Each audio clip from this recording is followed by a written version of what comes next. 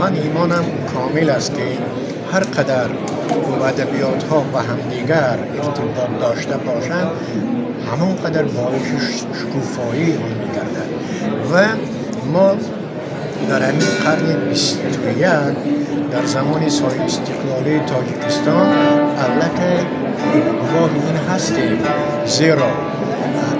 مخصوصا شعر ما که خود من با تحقیق شعر هم سر کار دارم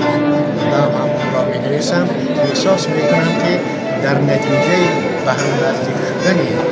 ادبیات معاصر ایران و تاجیکستان تا چه اندازه صفت‌های تازه پیدا کرد ادبیاتی و همچنین خوب ایجادکاران ایرانی میگویند که ما هم در نوبت خود چیزهای از ادبیات تاجیک برای خود می آموزیم و این چیز البته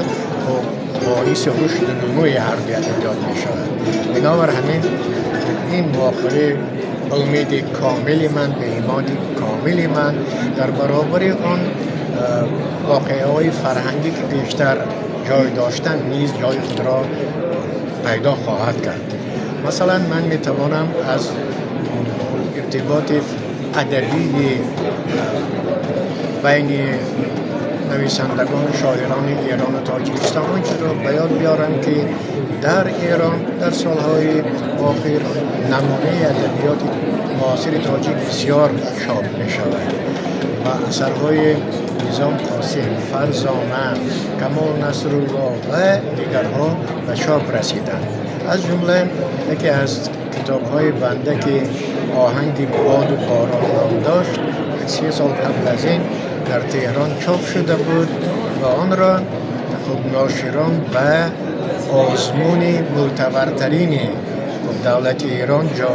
شعر فجر پیشنهاد کردند و این کتاب در نامینه بین المللی آن برنده شد. همین گونه من ایمان کامل دارم که در آینده هم شعرهای دیگری ما نیز به همین دست خواهند یافت و همچنین ادبیات ایران در تاجیکستان نیز همین گونه ارزگذاری خواهد شد.